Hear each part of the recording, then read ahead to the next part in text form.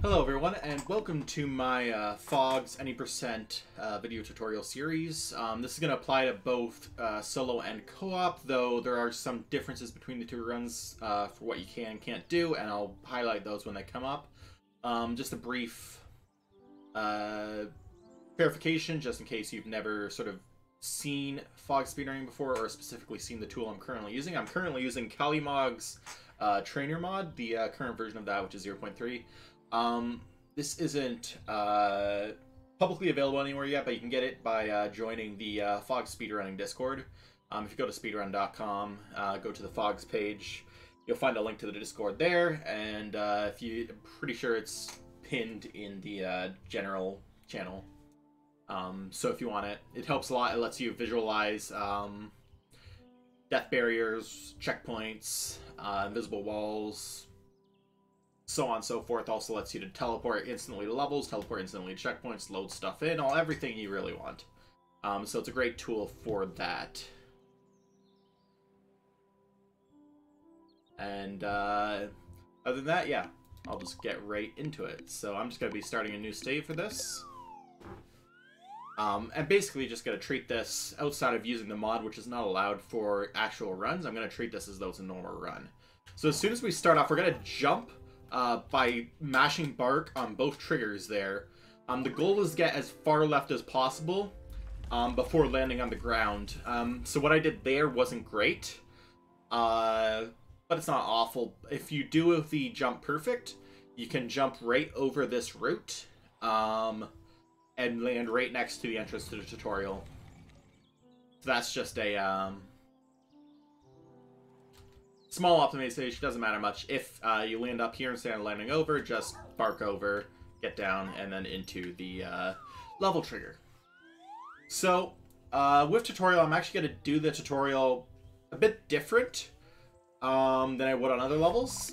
The reason for that is there is a skip at the start of this level that basically skips the entire level.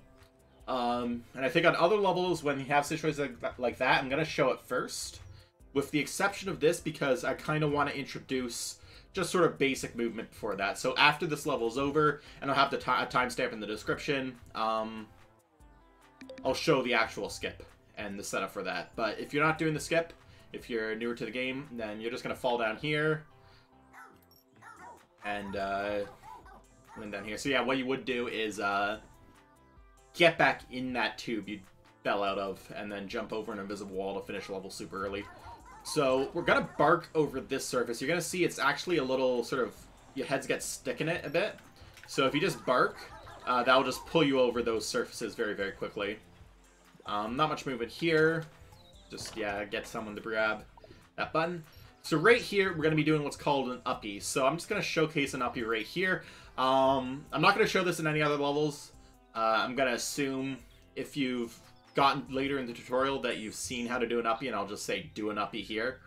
But if you hold down the left trigger and then mash, or not really mash, but sort of double or triple tap the bark button, you can see it doesn't actually mash. So there's 2 taps, and then I go about as high as I would if I just mashed as hard as I can. You can see it's about the same. So don't worry about mashing too hard. You really just need the first few to be really good. And depending on a lot of different factors, including the mashing speed, as well as just somehow positioning matters a lot, you can get very different heights. So that's going to be a very general trick used a lot throughout the run. So we're going to use that for here. Normally you need to go under and then around to collapse this platform, but we can actually uppie into the trigger right here like that.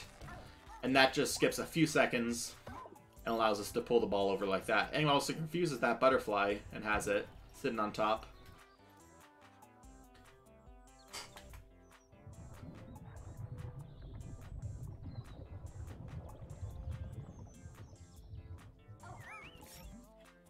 One thing that's worth knowing about worms is they are 2 head triggers. That means that both heads are going to need to be in the trigger for it to activate and send you to the next level. So if you're having issues sort of getting the worm to take you to the next part, it might be because one of the heads not in the trigger yet, so just move around a bit and you'll figure it out. Instead of going around here, you're going to uppie up again, and then grab onto this, and then de-stretch to pull yourself back like that. Fairly simple, and that's going to be the same for all 3 of these platforms.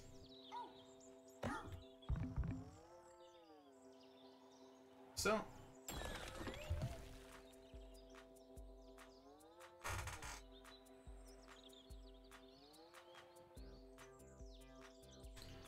And just make your way over to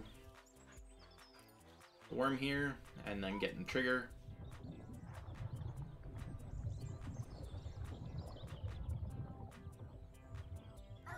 So right here, we're going to do what's known as a hover. So just to showcase this without the actual strat itself, you can see if I go off like this, I can actually extend myself very far out like that. Much further out than you would normally. So what we're going to be doing is hovering into this to grab this ring right here. Then we're going to de-stretch blue. And what's that's going to do is it's going to fling us over. So how that sort of works is because we're stretching with blue, when we de-stretch, blue is going to stretch backwards towards red, but it's grabbed onto the ring, and the ring is forcing it to stay in place. So it's not going to be able to do that, which means it's actually going to pull back with even more force towards the ring. And because of that, we can get a lot of distance. That's known as a fling, and we're going to be using that a lot. Very important thing. So head stretching matters a lot, and how head stretching works in general is, imagine there's sort of like a center point of this body in the middle here. And if I stretch a head out like this, I'm going to go back to that center point. And likewise, if I stretch both of them out, they both go back to the center point. And do this like this. What that means is, for example, if I were to stretch blue like this, so I'm stretching blue right now. If I release stretch, I am dead. So, case in point. Fun fact, actually, there's not actually a very thick death plane there. So, I wasn't dead, but I couldn't continue. But if I'm stretching red, and I were to do the same thing, so we do it like this, now when I release, red's going to come back up to blue. So, just always imagine that sort of midpoint, and being able to manipulate where that midpoint is to get the stretch to work how you want, very important. So right here, this is a pretty tricky thing to do, but you can do that, where you let go and grab that ball mid-fling. That's a small thing, doesn't matter too much, but it just gets a bit of extra sort of oomph for you.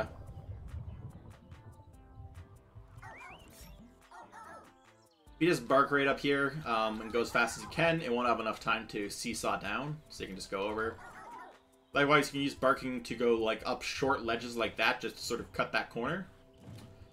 Which, yeah, there's a lot of sort of micro optimizations and movement in this game, and getting used to that, it's not huge. It's not as huge as like the big skips and stuff, but it definitely matters a lot.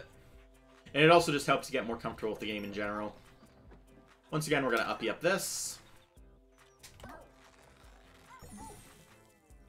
Actually, I should mention...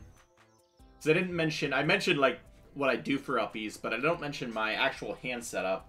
So if you're playing solo, I think the best way to do this is I'm holding down left trigger with my left index finger.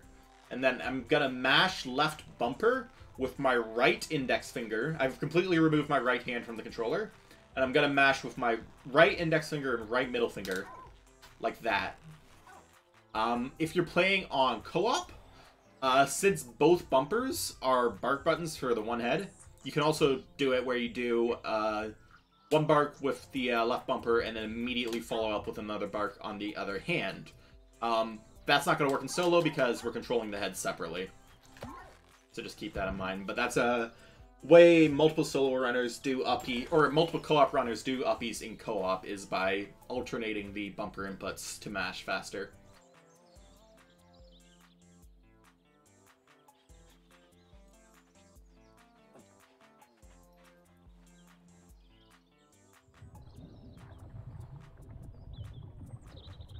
So this section here is where we're going to have really our first sort of mechanic skips. So normally you're supposed to push that ball over onto that circle there, but you can uppy onto here. So what we're going to do is we're going to uppy onto this, like that, and then we're going to pull blue head towards this, and then we're going to start barking with red head. and that's going to pull us over to here. You can see we hit that checkpoint, we're able to respawn into it. Clear picture of where that checkpoint is. There's that with visualizations on. That's just using F4 in the mod to turn on visualizations. That's also going to be useful for this section coming up here, so I'm going to leave it on. But yeah, so you just need to get one head into this trigger, which is going to be whatever head is stretching towards. So this is wind skip. So normally you're supposed to use these sort of posts, grab onto them. But we're going to wait one more cycle. And then when this goes, we're going to start barking with both heads. And that's going to stretch the blue head into that checkpoint trigger. And then we can just go up. Very, very easy. I'm going to turn off visualizations now, because they do kind of get in the way. But it's useful to have for just showing how stuff like checkpoint warps work. Anyways, we're finishing up tutorial here. And yeah, I don't think I need to show going into the end of the snake. So instead, I'm going to jump ahead and load into tutorial again. That's using Alt-L with the mod. I'm going to not continue from the last worm reached, and I'm going to show this strat. So this is going to require... I can't really explain why this input setup works, because it's very, very arbitrary. But it does, sometimes. This is the kind of thing where if you're going to do this in runs, you're just going to reset until you get it. I usually just half my runs end right here coming out of this tube. So what you're going to do is you're going to stretch blue, left trigger. You're going to hold left on the left stick, hold right on the right stick. And then you're going to respawn. Now this is really tricky because you only have so many fingers and you can't use your thumb for both the face buttons and the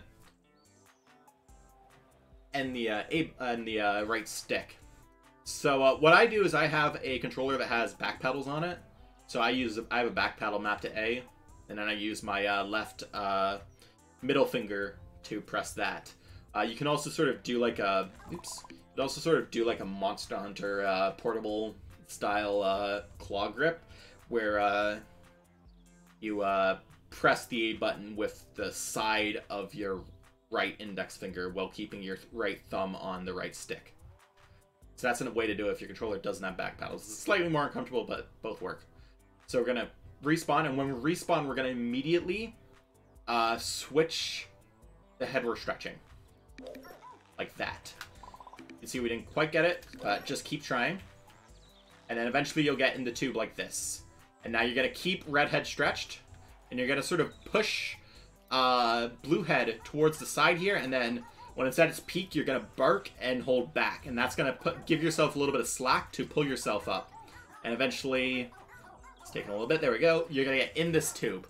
Now, we're not out of the woods yet. I'm actually gonna press F5 to go free cam here and show you what's going on. Just turn on invisible walls. And you can see that there is a very large invisible wall trying to funnel us down into there.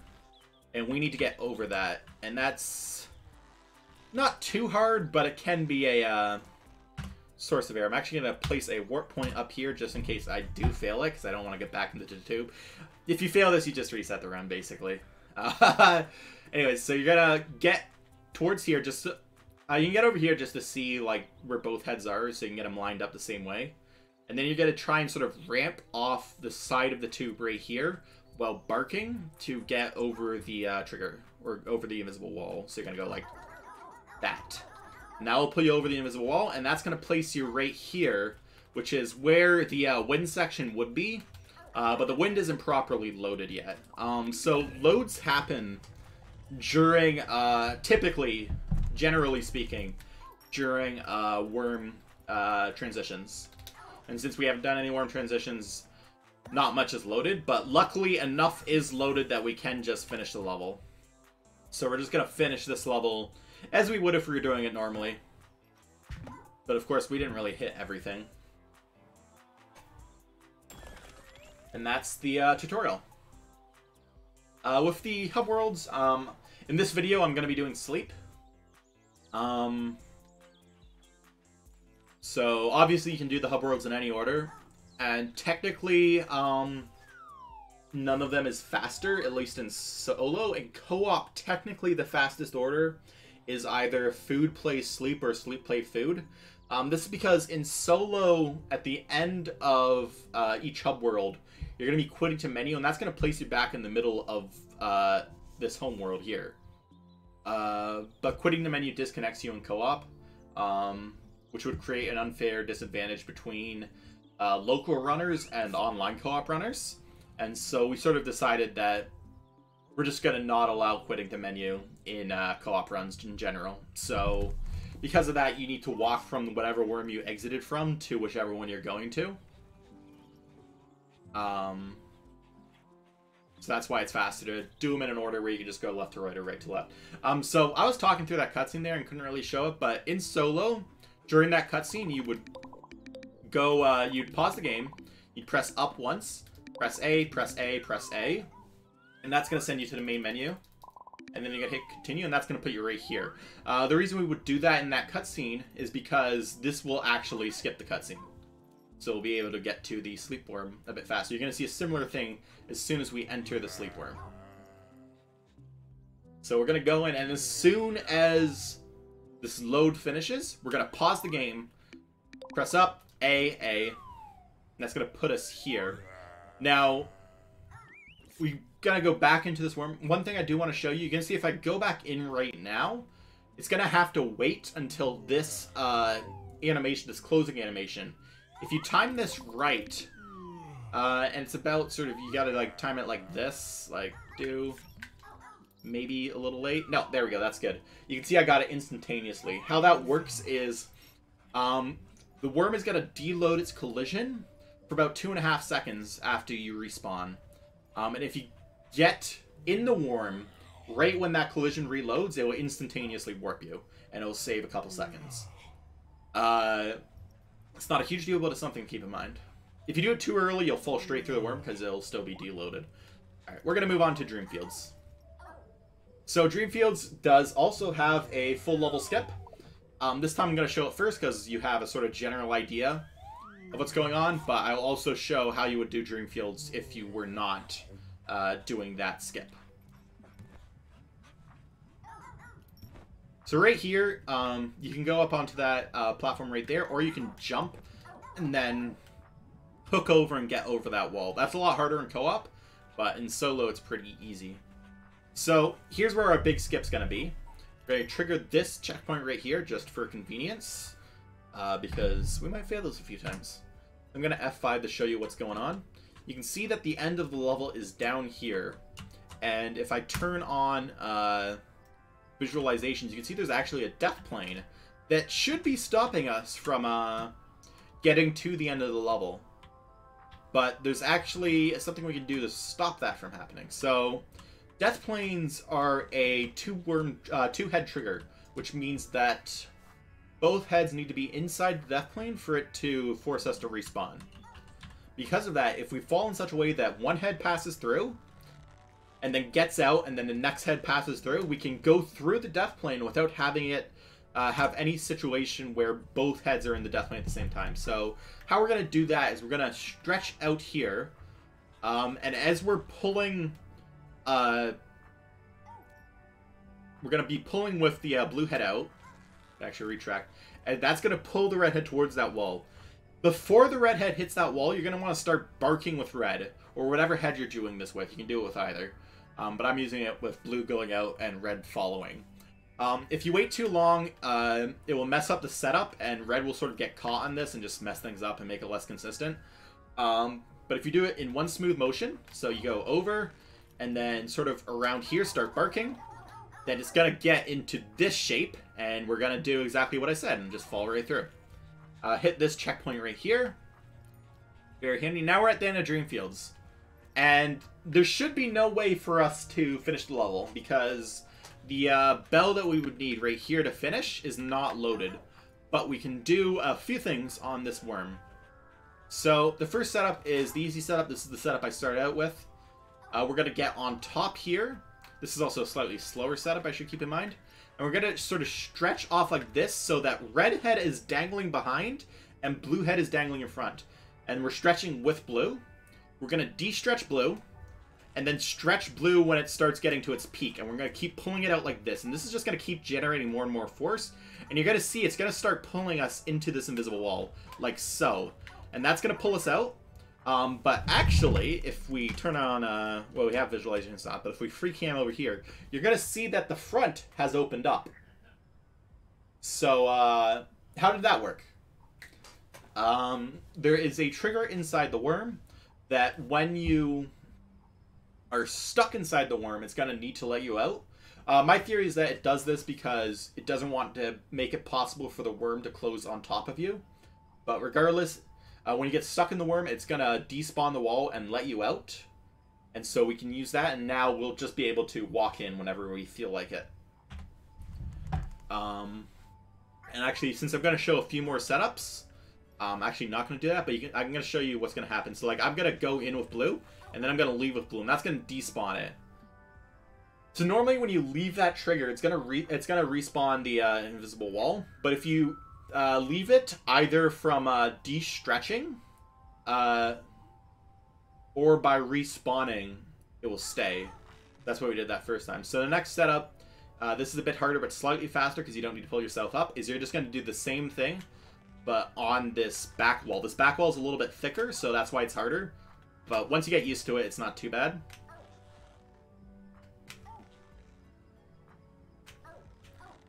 I'm having struggles though, unfortunately. This is definitely a thing to practice, but there you go. We just despawned the invisible wall, and we could walk through. The last way that you could theoretically do this, and I actually don't know the setup for this, I should have learned it, but I will mention it because it is probably the fastest way to do it, is if we despawn this, respawn, there we go. You're going to see if I dangle blue head like this, and then we're going to just... No. So what we're trying to do is get... No. There we go. I think that got it. So we're trying to get the flag for it saying that one head is in the trigger. And then we're going to respawn. And that's not actually going to remove that flag. So it still thinks one head is in the trigger. So we just need to get one more head in the trigger. And it's going to end the level for us. Very, very handy. And not too tricky. Though kind of tricky. It's definitely much harder without visualizations because you don't have that little door icon that appears. I'm actually going to turn off visualizations now. I'm also going to show the other... I almost forgot to do it. I'm going to show the Dreamfield strat if you're not going to be doing that large full level skip.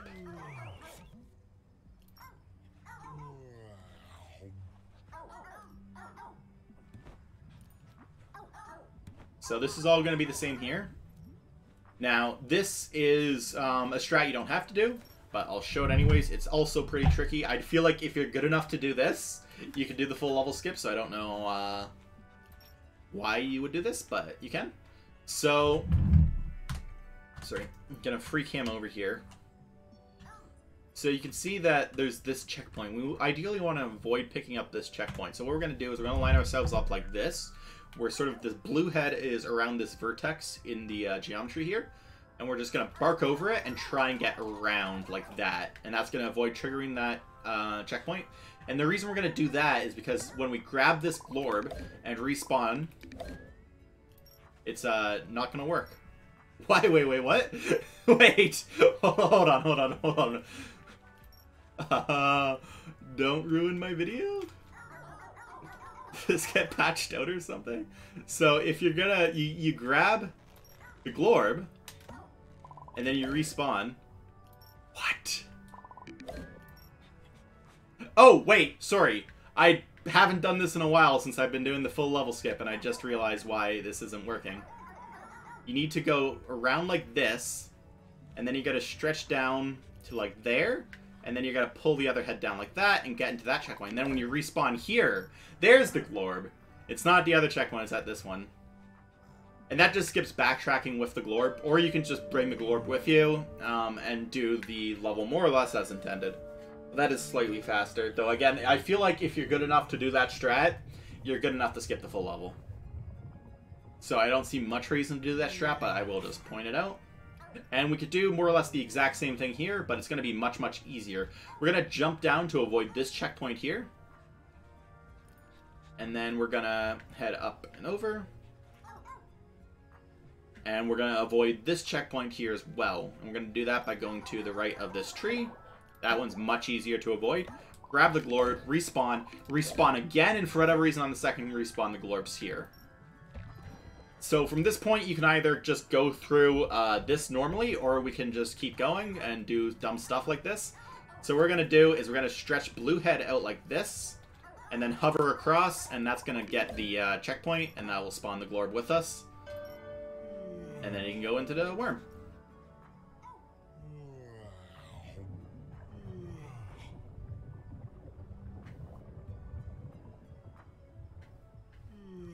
So here, you're supposed to get that glorb from over there to open this up at the bottom.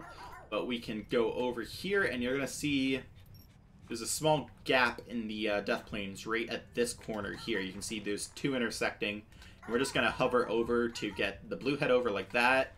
And then if you land that right, you can land right on the light switch, and it's really satisfying, but not a huge deal if you don't. And then we're just going to complete the level as would be expected normally. So hit that bell, open up the worm, and exit the level. And that is Dreamfields. Again, I don't think the full level skip for that is too hard, so I'd recommend trying that first. But if you're really struggling with that, go ahead and just do the level normally. It saves about 1.5 minutes to just skip the full level. So it's not too huge, but it's kind of huge. So we're going to move on to Reading Wood. Reading Wood is kind of a pain of a level. Has a lot of really hard strats.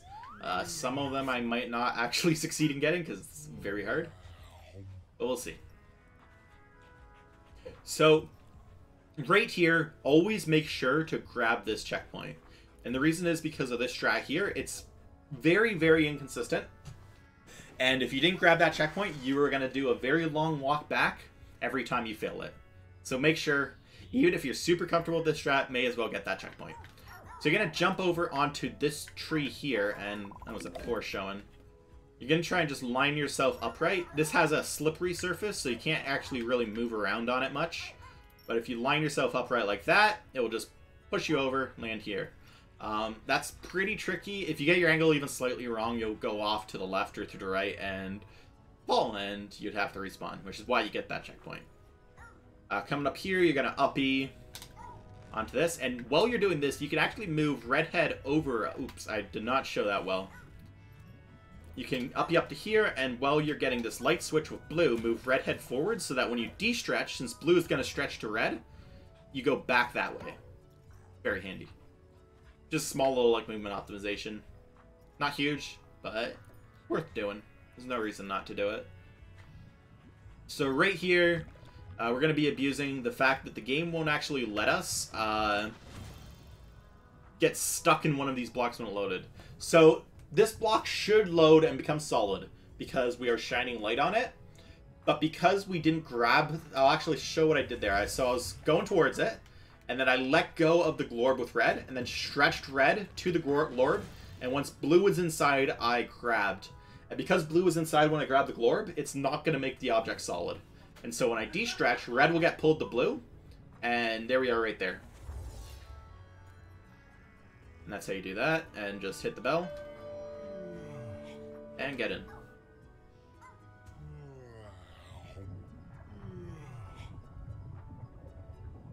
Alright.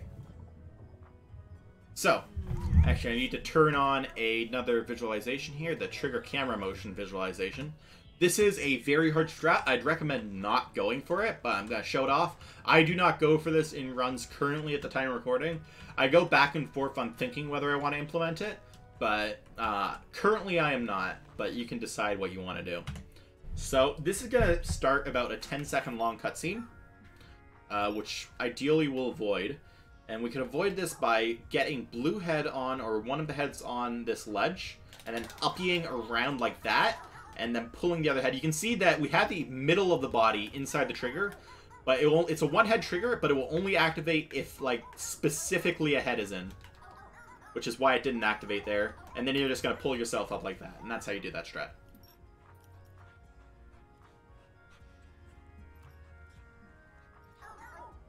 And I was pulling up there very much like the same method I did with tutorial skip with the tube. So actually, I'll show that again. This is sort of part of like my mindless movement that I don't really think about doing, but it is actually tech. So if you just like go into this jump pad, you're not actually going to get enough height to climb over that wall like I just did. What you're going to do, and I don't know why this actually gives you more height. I'd actually like to see some discoveries on that. But if you bark to get over here and then go up, you're actually going to get more height and you can go over that wall. Just handy. Anyways, so this is going to be very similar to the skip we did on Dreamfields, but it's slightly easier because the death plane is slightly thinner. But we want to get down here, and this death plane is going to try and stop us, is the idea. If you wanted a very safe method, you can uppy over these books here, drop down to that checkpoint to skip the door in the same way, but you're gonna lose a bit of time, and this isn't too hard. So we're gonna do this the same way as Dreamfields, where we're gonna pull red off with blue, but then before red gets stuck on the ledge, we're gonna start barking with red so that it gets over with a smooth motion, and that will set up that same sort of vertical lineup again. So we're gonna do the same thing, and fall right through and land on this book. It's not too hard. This is very risky because the last checkpoint was back at the beginning of that library section. But it's not too hard with a little practice, so I'd recommend going for it. We're going to uppy here, and we're going to grab the glorb, and we're going to grab this post. And the post is going to pull us up. Now, I'm actually going to show it again because what I was expecting to happen didn't actually happen. It's not happening. So sometimes you can actually get a little bit stuck in the collision here. In which case, just start like stretching and de-stretching both heads, and that should sort things out. And we're gonna grab the alarm clock after freeing it and go on in. So, there's a few different things we can do here. The first is a cutscene skip. So again, we have this cutscene here. We want to avoid it. So we're gonna take blue off. We're going to let blue dangle a bit so that's straight down. This is going to let us sort of swing ourselves with more force. If I just tried to go straight out like this, this is possible technically, but it's hard for me to get enough height to get on that bed. Whereas if I were to go over like this and then release and then now swing myself, you can see I actually get a bit more height. And I'm going to grab this clock, and I'm going to bring it to the edge of this bed. So, clocks have a very short and stubby hitbox. So that the spherical section at the top and bottom, they're very, very short. And because of that, it's very easy for the clocks to get stuck on ledges, such as the end of this bed frame right here. And we're going to use that. We're stretching blue right now. We're going to swing red out and release blue. And that's going to just throw us over here like that. Very, very nice. And then we can use this clock right here, basically skip the entire sort of mechanic of this area. And that's that. I'm actually going to purposefully... actually, I'll just reload the level so that I can guarantee reload the alarm clock. I was trying to bring it into the duck plane, but you can just do this and then continue from last room reached. If you don't want to do this cutscene skip, go ahead and just trigger the cutscene. It's not very long. That skip doesn't save much time, but it's not too hard, so I think it's worth going for. And then you can just grab the alarm here and do the same thing. If you're not comfortable with that alarm fling for some reason, a bit of older tech is to bark over this to land on this book. Bark over here, and then uppy up to this alarm. Oops. Oops, I'm struggling with this up. This is not an easy uppy. It's sort of weird depth perception, but this is also poor showing. I haven't done this in a while because I do the other strat. There you go, and then you can pull this alarm down and finish the level the same way. I personally think this is harder than the new method we have with flinging with the alarm. But I'll show it off just for the sake of it. Either way, you get through here. So I'm actually going to check. Do I have load level after time loaded? Yes. So I'm going to free cam over so you can take a look. This is the end level trigger. It is a load level after time trigger, which is a 1-head trigger as opposed to most level loading triggers, which are 2-head triggers, meaning we only need to get 1 head into this trigger for it to end the level. Sort of the big theoretical, like, maybe skip of Watch Your Walkways is finding some way to fling into this without having to go on the boat, but we haven't done that yet. But it'll probably happen someday, and if that happens, I'll post like a medmum. That's not a word I can say, apparently. I'll post an update. I can say the word update to the description, just saying, hey, this is how we do this now. Anyways, you're going to jump up against this boat, and we're going to get over this ledge, and that's going to trigger the checkpoint onto the boat. Now, how the boat works. So it's only ever going to be detecting if an oar is moving backwards to decide if it needs to move the boat forwards. So instead of rowing sort of both heads in the same direction, it's actually slightly faster to do alternating directions like this. Because now it's not going to be slowing down the boat between strokes, because it's always going to see that, oh, there's an oar moving backwards. And we're going to wait until right about here. I use the middle of the boat platform on the cloud as a sort of setup. When it hits the sort of valley in that cloud there, that's when I know you can just stretch ahead off. And oh, got caught there. There we go. But yeah, you can hit the load level trigger, and a few seconds later the level's gonna end. There we go. Always get a little worried when that happens when I do that strat, because there's just the fear that maybe it won't end. But yeah, it should. Anyways, that's Reading Wood. There's not any huge full level skips for that level yet, and likely won't ever be since all the sections are pretty far apart. But maybe someday, you never know. Actually, after, during the cutscene, I forgot to show this because I was talking again, but we're gonna quit to Home Hub.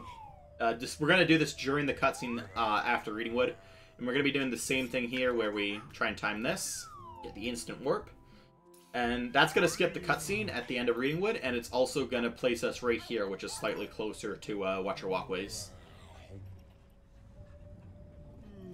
That's something we can do after the end of any level, but it's only faster on certain one of them where the distance between the start worm and the worm you're leaving from after finishing a level is different for reaching the next level. Anyways, here's Watch Your Walkways. So, just gonna start going up here. So, there's gonna be a bird up here.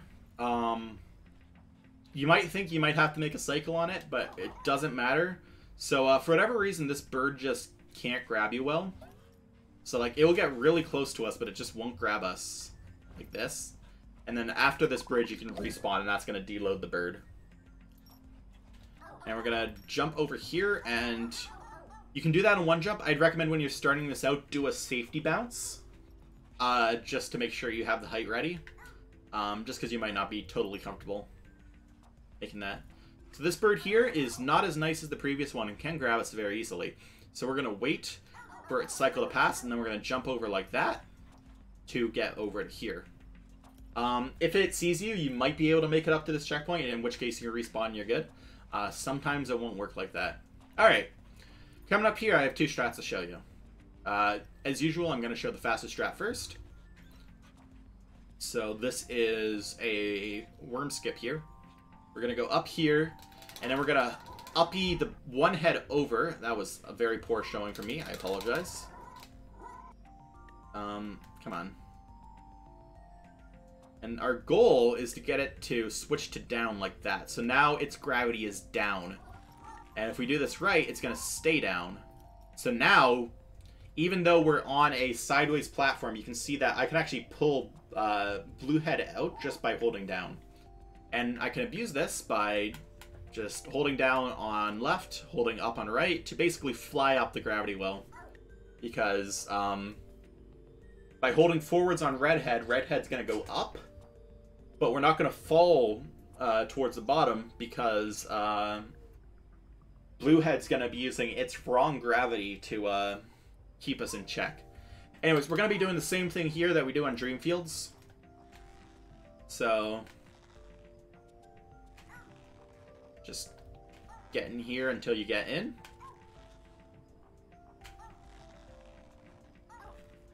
Very good. And then you're just going to despawn the wall and go in the wall. But again, I don't want to show this, so I'm going to respawn. And now we're going to do what is a much easier method. So we're going to jump up here. And by jumping into that, we're going to change our gravity pretty quickly. And then we're going to grab this glorb, let go of the glorb, and do the same thing we did in Reading Wood to pull ourselves through a solid block like that. And we're just going to go up and hit the bow. And through to the next section. So again, all the stuff coming up here is the stuff that would be skipped if we did that worm skip. Which admittedly isn't that much content. We're not going to be up here for a while.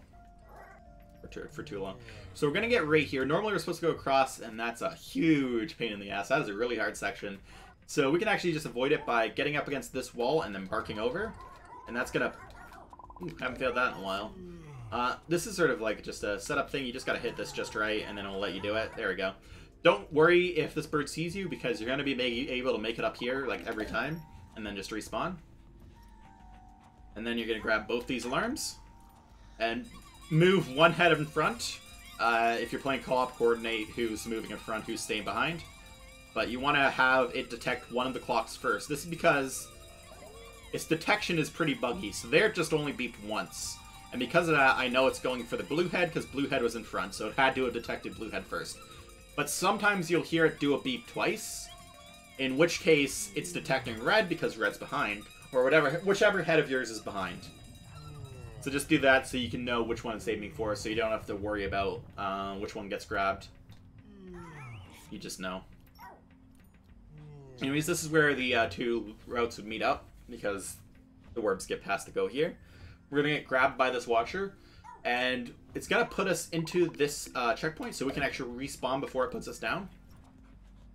And from here, there's a few different strats you can do. So what I like to do is I like to, and this is the fastest strat, you can no stretch climb up there. That's pretty tricky and pretty inconsistent. More consistent but slightly slower method is to, instead of doing no stretches, you just stretch up like this. This is slightly more inconsistent because it's now going to take us time to pull up like this, and we're almost guaranteed to accidentally grab that bone, like so. But once we're up here, we can de-stretch and then go over this wall like we just did. And that will get us on top of this wall.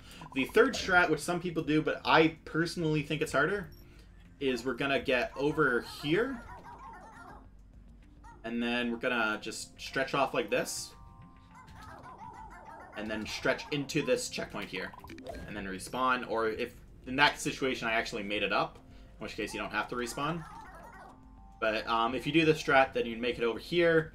And then you'd get on this platform to jump up here. The reason why we jump up here instead of going through the door is because you can see, since I have the camera motion thing still on, the visualization, you can see that there is a checkpoint trigger right down there in that hole. So what we're going to do is we're going to land on top of this book in order to skip that cutscene. It's about 20 seconds long, so this is really worth doing. And I'd also recommend taking like half a second or so just to line this up, just so you're really confident with this, because failing it loses a lot of time. But land on top of that book, and you're good.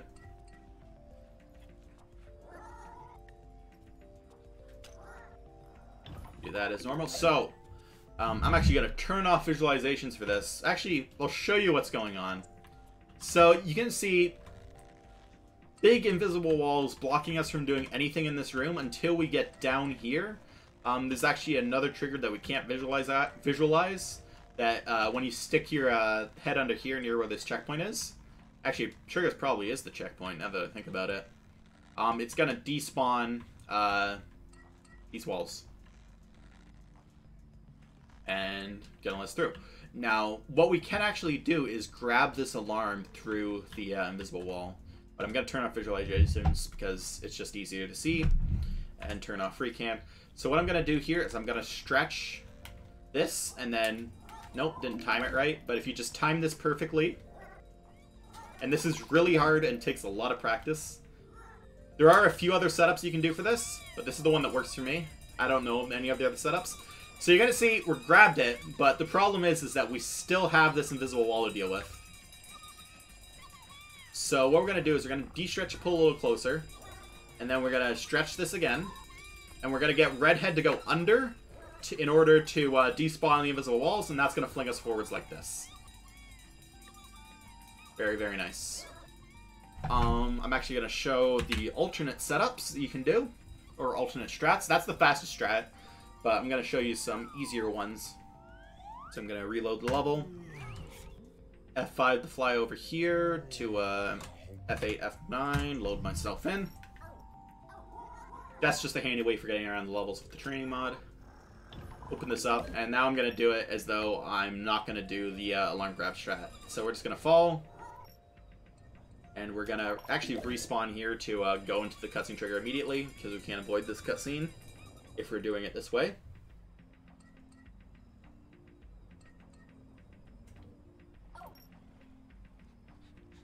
We're going to head over. So one thing you can do here, and I think this is worth trying like at least once if you're doing this strat, is to, and yeah, we didn't get it, but I was trying there to fling myself over using the wake up animation of that dude in the middle, but didn't work out. Anyways, you're gonna go over here, pull up the alarm clock, pull up the alarm clock, pull up the alarm. Come on, buddy. Like that, and we're gonna get blue head into the trigger here, and then that's gonna go after the alarm. Hopefully. Yep. And it's going to bring that naturally to wake up the worm. And then we go in and finish the level. Obviously, it's much, much faster to grab the alarm through the invisible wall, but that's something that takes a lot of practice, so I'm not sure I'd recommend going for it immediately, but you can if you want. It's not too hard. Definitely something, once you practice it a lot, you'll be able to get it like 90% of the time. That's where I'm at now. Sort of 90% consistency.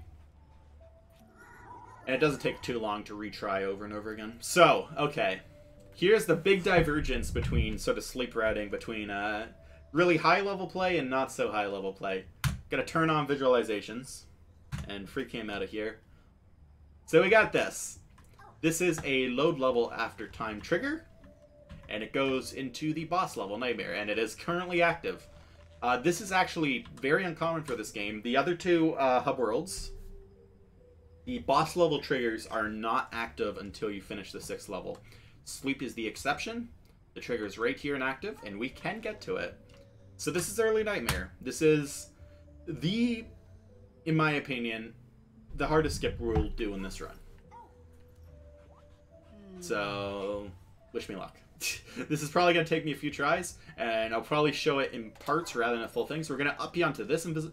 Actually, so what I'm actually going to do, this is just a safety shot. You don't need to do this, but if you enter SSK, Sleepy Sneak Keep, and then immediately leave it, this just has the handy effect of setting your checkpoint to being escaping from the SSK worm, which is just really good for just retrying it over and over again. Also, there's the effect I was talking about it, how it deloads the collision after respawning. We're going to up you up into here and then do another jump to get up here. That's going to still, it's going to despawn the top wall because of the same reasons I was talking about before. And we actually don't want that. So we're going to pull Redhead up onto that wall to make sure it's not despawned. And now we're on top of here. So here's the hard part. We're going to do this sort of thing where we dangle and we're going to hold back on Red to give ourselves a bit more height. And we're going to pull ourselves over to grab this clock. We're then going to stretch up and trust your depth perception here to land back on the bed. That can be really hard because depth perception is tricky in video games. Then we're going to stretch down here and do a Reading Wood style alarm clock fling back over. With regards to where you can go with this, so the second best option is you land on this platform here. You can also land down here, in which case just make your way over to the gravity and bring yourself up. Not too hard. Ideally, you can actually land up on that blue platform to the right. This is very hard, and I would recommend not aiming for it because typically when I aim for it, you can just sort of, like, if you draw a straight line to that platform, there's this in the middle. And if I'm aiming for this, chances are I'm going to land right here. And that is the worst thing that can happen because you're going to have to do this very hard hover over to here again. And that sucks. So I personally play it safe and aim for this section here rather than aiming all the way. But we're going to get Redhead or whatever head is not grabbing the clock up onto here. And then we're going to stretch like that and do the same Reedy Wood style hover. I'm actually going to stretch blue to slow myself down midair while holding that clock, because I don't want to go too far, because right here is this hole here. You don't actually see the invisible walls, which is interesting. But there is an invisible wall right here that you cannot pass through. And if the alarm gets stuck in here, in this hole, as far as I'm aware, it's stuck there. And you need to exit the hub and re-enter in order to try to skip again. And so you want to absolutely avoid that at all costs, because it's basically a soft lock for doing this skip. Obviously, it doesn't soft lock the game, because the game doesn't want you doing this in the first place. Anyways, another Reedy Wood style alarm fling to get up onto this roof. Ooh, that was... Where did my oomph go? There we go. Now, one more trick. So we're going to inch ourselves forwards, and we're going to wait until we can actually see ourselves through this roof that doesn't have collision. So like that. And we're going to keep the alarm on the ledge like this. And what we're planning on doing is stretching blue head to bring ourselves down, flinging ourselves up, letting go of the alarm, and launching ourselves towards the trigger. What we're also going to do is when redhead, the head that's dangling, reaches its lowest point, we're going to tap down on that stick in order to give ourselves a slight bit of forwards momentum for the fling. It matters more than you would think for consistency. Anyways, let's try it out. So we're going to stretch like this, press down, and then that was not good. No, so that was a poor showing. As you can see, we did not make it. Now, for the purpose of making this easy, I am not going to do this hover again.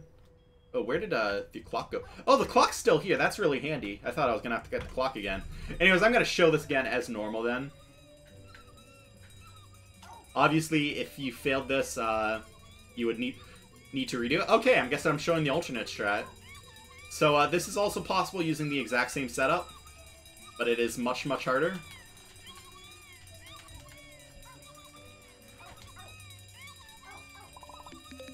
As you can see, I did not even make it close. Alright, let's actually get this alarm off. We need to respawn this. There we go. Anyways, I'm going to place a respawn point here, just for convenience. I showed you how to do the hover. I don't need to show you how to do it again. Unfortunately, since we can't spawn clocks with the mod, I do need to show you all this nonsense again, but yeah, same idea. Aim for this, land on here. You can use stretches midair to slow yourself down to aim yourself better, in case you feel like you're heading towards that hole.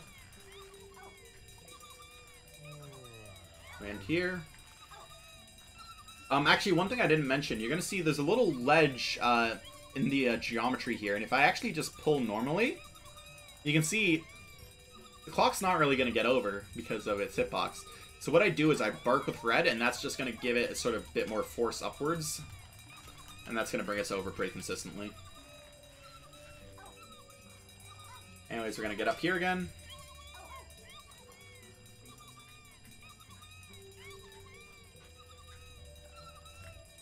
And we're going to get into this position.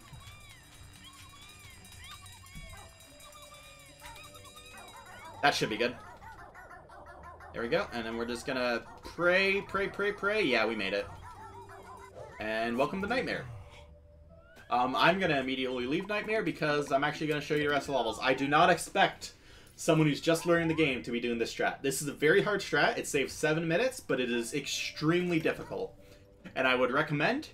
if you're just starting out with this game, until you probably have like a time in like the 140s or 130s or something like that, just do the levels. So I'm going to instead show Sleepy Sneak Keep, but that is Early Nightmare if you want to give that a go. It is the fastest strat, obviously. So, SSK is a very fun level, and I'm kind of mad Early Nightmare skips it because it is so fun. So I'm just going to free cam around here just to sort of show you what's going on. So there's this cutscene right here, which is a pretty long one. It's going to show you all around this area in here. The goal, you can actually see, if I go around here, you might be thinking, if you played the game casually, that there's probably a way to get over here, and there is. And then you just go and finish the level super quick. But the problem is right here. As you can see, the zipper is not loaded, and we don't really have a realistic means of getting over here enough quick enough to actually be faster than the other skip we can do. So as I said, loading is generally tied to worms, and loading this final section here is tied to passing through this worm. SSK is also one of the weird exceptions where there's a loading trigger that is not a worm. I wonder if there's actually a trigger I can see that will visualize that. I don't think I've checked. It might not be.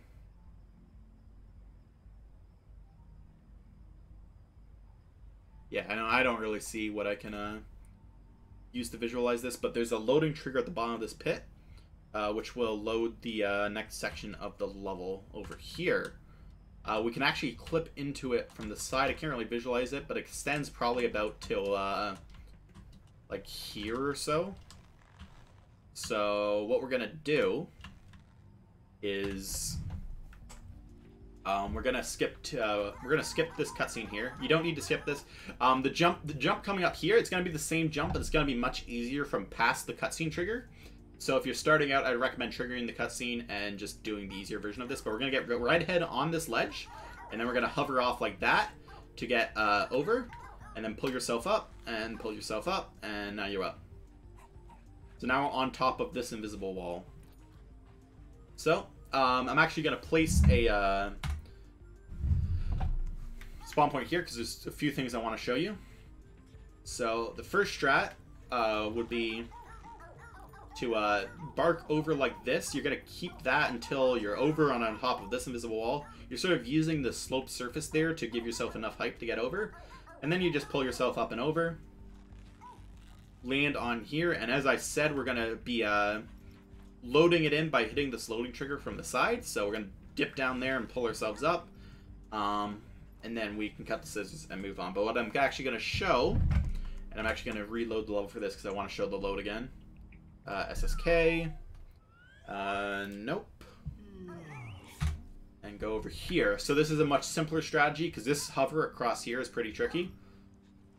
But you can also just go over here, pretty trivial, and then land down here. And then when you pass through here, everything's going to load in. If you do this, then you're going to have to do this part of the level as normal. Pass through here. Climb on up. And make your way to the scissors. So it is faster to do the other hover. Slightly faster, not too much faster. That's going to put you here. So we're going to grab this. So the best way to do these scissors is to stretch them out as much as you need and then just release.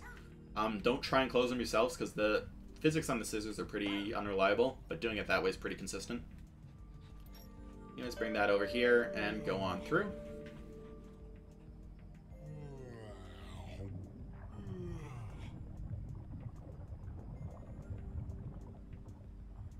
It's gonna put you up here, and now as you can see, everything is loaded. So we're gonna grab onto this zipper. You can see this checkpoint trigger is huge. So what the setup I'm actually using for visual here is you can see the cutoff for where the cloud bridge used to be. As soon as you can't see the empty space where the bridge would be anymore, then you can respawn like that. Obviously, actually I'll show that without visualizations on, just so you can sort of. No, that's fine. I think I explained it well enough. If I didn't explain it well enough, like send a comment or something, and I'll try and explain it better. So getting over here, we're supposed to get the King Glorb in the middle. That's a bit slow. So we're actually going to uppy on top of here. I'm struggling with this. There we go. And then we're going to be barking back and forth with both heads to pull red head over like that. And then hit this checkpoint trigger. And that will spawn the Glorb for us. So what's coming up? I'm going to free cam again. So this cutscene trigger, ideally would like to avoid it. It's a very, very long cutscene. It's like 20 to 30 seconds. But it's also very big. So how are we going to do that? So my setup for this is I'm going to grab the Glorb with the red head. and grab the zipper with the blue head. Obviously, you can do this with either head, but I'm just going to use the terms like blue head, red head, just to show what I'm doing. That's true for like any strat I'm showing off. And then as soon as I get here, I'm going to stretch blue head and wait and hold forwards until the glorb disappears because it hits the death plane. And then, ooh, that was a bad showing. Try that again. So again, stretch red head, or stretch blue head. And then glorb disappears, let go, de-stretch. And that will fling us. Usually it'll give us more height, but we made it over the checkpoint, or the cutscene trigger anyways. That's how you make it over that cutscene trigger. Once you're here, you can respawn, and it will give you the King Glorb for free. Slam to the bell, and end the level.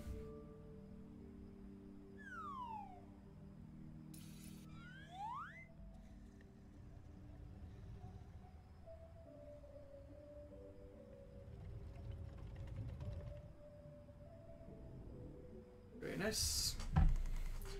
Now we're going to go up to Tock Towers.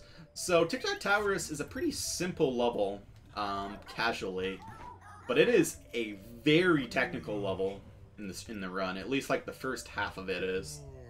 It goes downhill like halfway through, but it starts off super technical. So the casual way to do this would be to turn that key and then go up the platforms normally. I'm not going to show that, even though that is technically a backup strat, because it's just the way you play the game. But my setup for this here is we're going to uppie onto here, like that. And then we're going to do another uppie without de-stretching to get up onto that. And then wiggle red head back and forth while barking to pull yourself up, and then you're up here. Another way you can do this, and this is easier in co-op, but much harder in solo, is doing a double uppie where we do that with both heads. Unfortunately, since I only have one bumper per head, this is really hard to do solo, but I'll try my best. This is much easier co-op, and this is what I did for my co-op runs. But you can see, more often than not, yeah, not both heads aren't going to get enough height. There we go. I actually made it up. And then once you're here, you can uppie red head. And that's just an alternate strat if you find the other strat too hard. Or if you're in co-op and you find that easier. And again, we're going to do another uppie. And then we're going to just pull forwards until we hit this checkpoint. And then respawn. Now I'll put us up here. So, this clock hand. There is a very large invisible wall trying to stop us from getting past it. But it won't stop us. I'm going to set a teleport point here. Just to show this off. But if you stretch blue head down like this, and then this is really tricky, you gotta sort of bark it around like that, and then you can get it over, and then pull yourself around, and then you're gonna try and pull yourself up here, but don't worry about too much, or you can just pull yourself forwards into that checkpoint and then respawn. Or if you don't want to do that and you want to do the normal strat, you're gonna grab the wrench like that to fling it forwards. You're going to see here that the cutscene's going to end as soon as that clock hand hits us, and because of that, because we did that fling forwards by stretching red towards the wrench when we picked it up, we're going to end the cutscene a bit sooner. So that's the two ways to do that section. So right here, we're going to climb up to that, and then we're going to do this, and once we're in this position like this, we're gonna bark and hold down on redhead to pull it up, and then grab and then de-stretch blue, and that's gonna fling us towards there. Alternatively, if you're not really that good at that pull up there, pulling the redhead up, you can respawn once you grab the glorb and pull it down.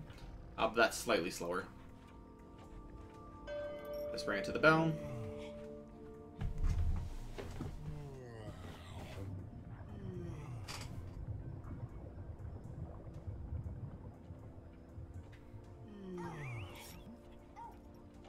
Go across here, ignore this guy. That's just for a bone, so it doesn't matter. Now, for this, we're gonna jump up onto this clock and stretch red. And then we're gonna sort of fling ourselves around like that. If you do it right, you can fling yourselves through that light wall, but I didn't do it there. And then you're just gonna, once you're in this position, you're gonna up to here and grab this. So this is gonna do probably, oh, we actually managed to get ourselves out of there. Kinda. There we go. But that's another place where you can get stuck in the geometry, and if that happens, just stretch and de-stretch. Should sort yourself out. Hit the bell.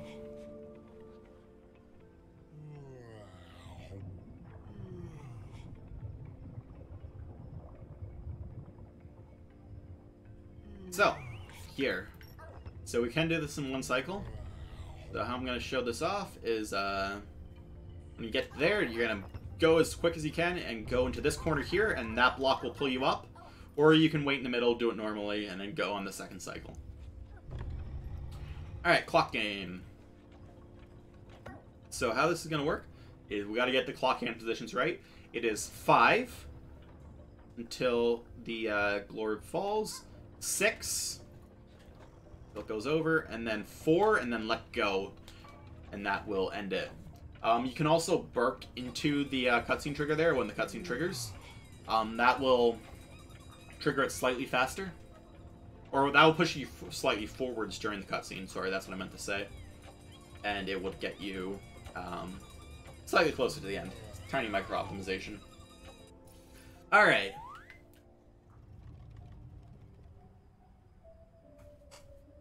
Now, there's going to be a lot of different strats I can show for Round the Clock. Round the Clock has probably gone through the most reroutes of any level in the game, I would say. And it's sort of radically changed over time. I'm going to show them in order of fastest to least fast. So, start off. We're going to go in. And we're going to, instead of doing the level, immediately head over this way.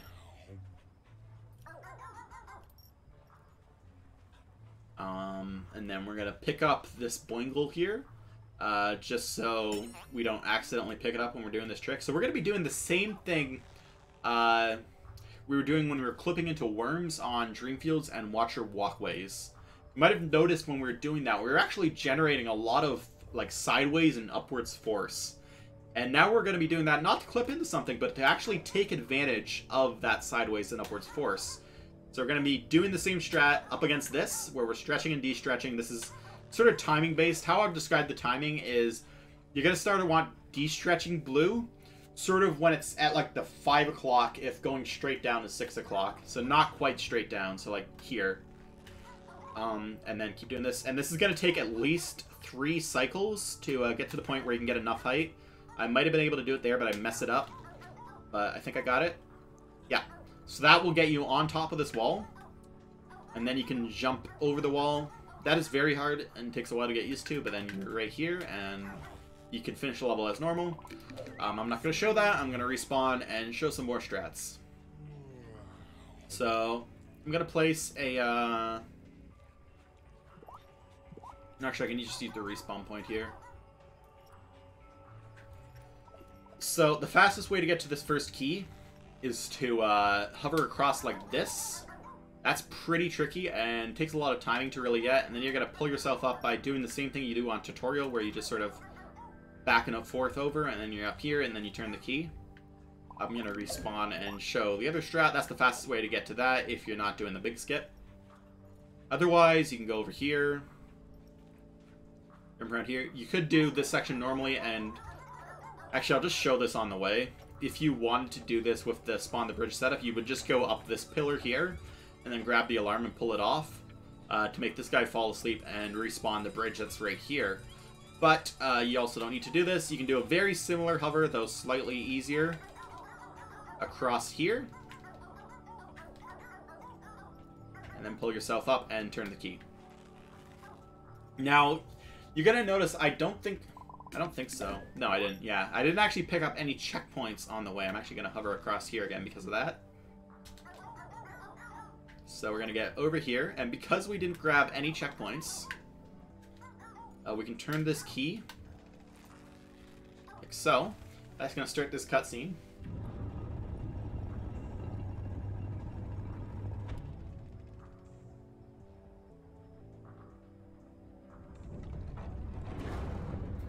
And this should show sort of how much that climb over the wall actually saves, though it is very hard, so you might not want to start doing it. But then you can respawn as soon as that cutscene ends to go right back to the middle section. And And we're going to keep doing that, sort of keeping the middle section as a free respawn point. We're going to uppy up this. Now, this wall is very finicky. I'm just going to, like, as a proof of concept, move around, and I didn't actually pull myself off. It's very likely to pull yourself off when you're on this wall. Let's try it again, just so I can show it off. So I'm just going to be very aggressive, and oh no, I'm off the wall. So, just for the first while of pulling yourself here, don't bark, and then once you're like that, you can bark and pull yourself up. So I'm going to grab this key with both heads. The reason I do that is because we want to avoid this checkpoint right here. If I left one head trailing, we'd actually trigger that checkpoint during the cutscene, which we really don't want to do. So instead, we're going to do this like this, and this way we do not trigger the cutscene. And because of that, just like last time,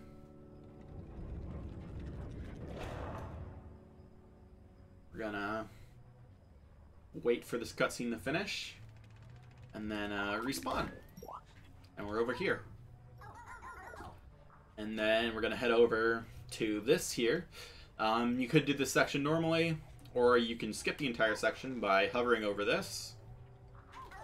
And going here and doing the same deal on this key. So we're going to pull ourselves up, and we're going to grab onto it with both heads to avoid triggering that checkpoint there.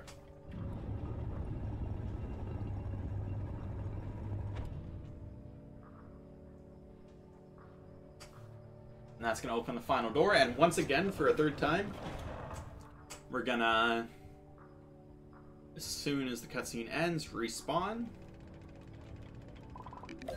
Also, just a little trick I don't think I've mentioned it yet, but cutscenes end when the letterbox effect starts to disappear. So as soon as you see those black bars moving up and down, you can respawn.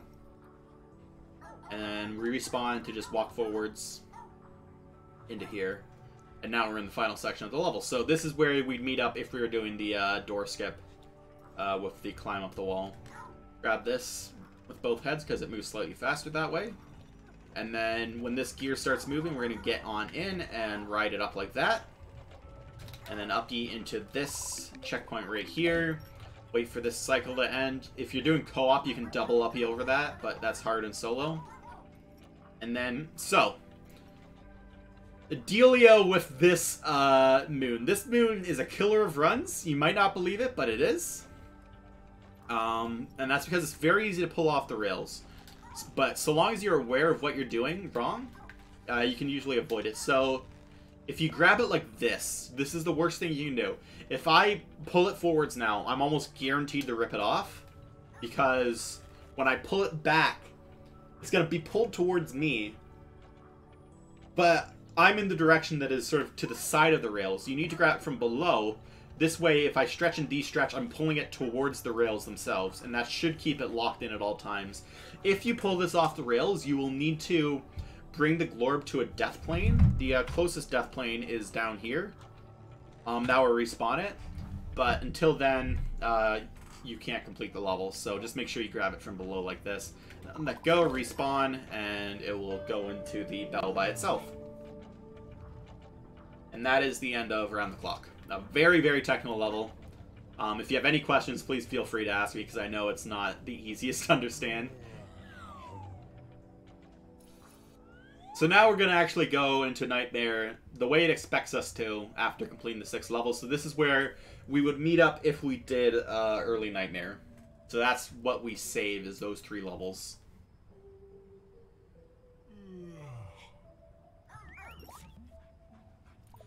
But we're going to go down here. And so, as I was saying before, this is another load after time trigger like Reading would, which means we can actually trigger it with one head. We don't need both heads. So what we're going to do is we're going to row this a couple times, like that, and then we're going to do the same thing on Reading Wood where we stretch off, and then we'll get into the level trigger. So, we're going to immediately sequence break on this level to... So what's supposed to happen is we're supposed to get up on here, and that's going to shatter the glass. start a cutscene, and then drop us down into this checkpoint right here to sort of start the level properly. But if you can see on the other side of this wall, the checkpoint actually pokes out, and so we can skip the cutscene by going directly into this checkpoint. What is this camera angle? There we go, there's the normal camera angle. So we're gonna sort of drop ourselves off like a fishing line right here until we're sort of in this state, and then we're just gonna send right off, and we're gonna fall through that death plane. Then hold forwards, and if you want, you can respawn now, which is technically the fastest way to do it, but if you don't have visualizations on, this is really hard to tell when you're actually inside the checkpoint. So instead, I'd recommend just falling. It's going to break this camera angle a little bit. What you're going to do is you're going to hold grab and walk forwards, and you're going to grab it. So grabs can be buffered, and there's a few situations where that's useful. That's one of them, since you can't really see the... I need to turn off visualizations for that. That was awful. But you can't really see anything, but the camera will fix itself here. Okay, welcome to Nightmare Uppy. It's called Nightmare Uppy because it's on the level Nightmare, and it's also Nightmare difficulty. This is the single hardest Uppy in the game. I'm like 1 in 5 consistent with this. And I did it first try. It's not that easy, but yeah, if you can Uppy up to there, pull yourself up, basically skip this moving block puzzle. I'm going to show that again just to show my setup more. So you can see I have both heads pressed against her, making a line with the blue head in the corner and the red head a bit behind, still touching that left wall. And then I'm going to Uppy with blue, and that's what's going to happen most times. But sometimes you'll make it up like that. Good consistency. If only this was a run. And then you got to make it up here. The alternate strat, if you don't want to do this, is to pull that. So this is everything that Nightmare Uppy would skip. Up here, you don't need to get that switch. You don't need to get any switches on Nightmare, by the way. They're all slower. And then we're going to pull the switch again, and that's going to send us over here. So this is where we would be if we just did Nightmare Uppy. Then we're going to hover across here, and this is actually a pretty easy hover. The cutscene there is, or the checkpoint there is pretty lenient. You can see it sticks out a bit past the... block, so you don't actually need to make it onto this block here. You just need to make it close to it. Okay. And then the game wants you to turn on the light switch here. That's going to start a cutscene, which just by itself makes this slower because you have to watch the cutscene. So instead we can avoid it by doing this. So we're going to line ourselves like right here around this corner. And then we're going to stretch blue head off, and then around here start barking. And that's going to give us the height we need to get up here. And then just do what you can to pull up the red head. And then you're over here. Obviously, if you want to, you can play the level normally, hit the light switch, and then just go through this maze normally. Otherwise, you can jump up here. This can be done either with a double Uppy, which is hard in solo. But if you're playing solo, I would recommend going up against this wall here and then barking. And that should give you the height you need to go up. And we're just going to go forwards through here, through these posts here, and then we're going to stretch bark around this to trigger the checkpoint here with the blue head. And then here, this is a scary looking jump, but it's actually pretty easy. You just bark, go over, you're good.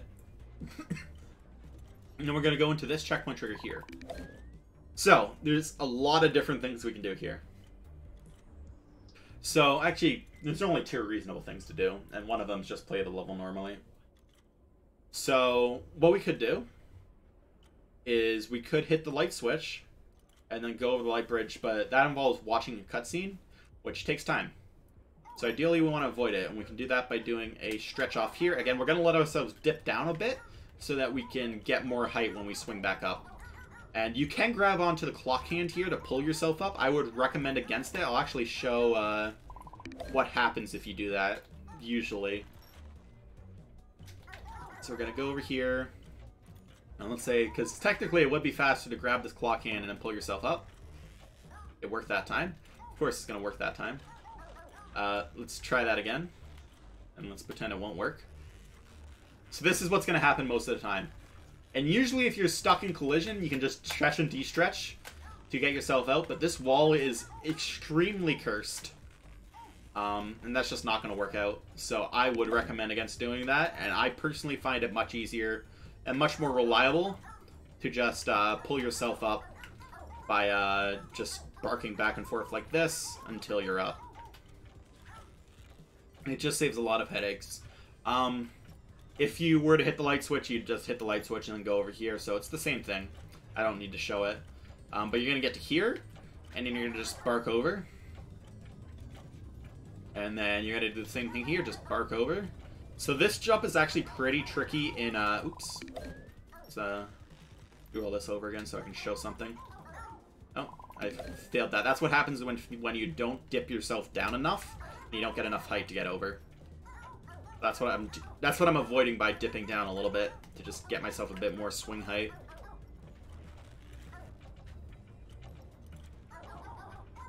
So this jump is actually pretty hard in co-op, and I'm not sure why, but for whatever reason it's just pretty unreliable in co-op. So what you can also do is just go here and then stretch yourself over and then bark the other head over.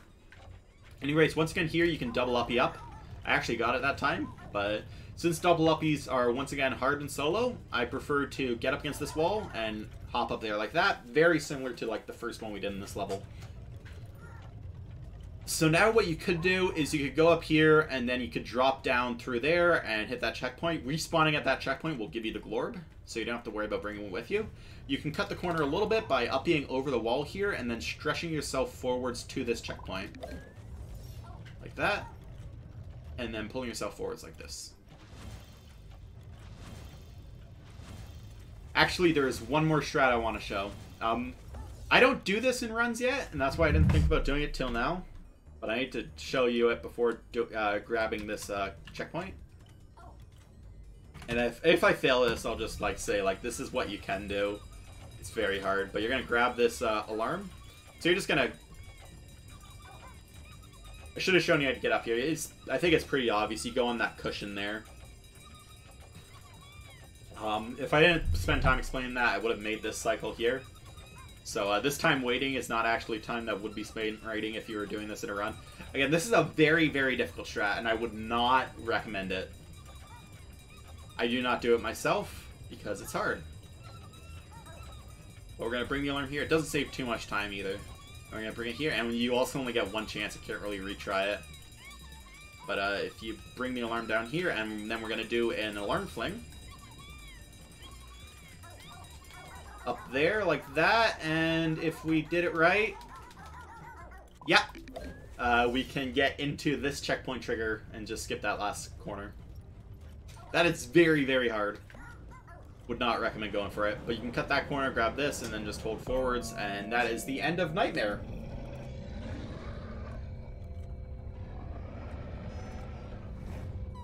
And I will show you sort of how to do the movement to get out of the hub.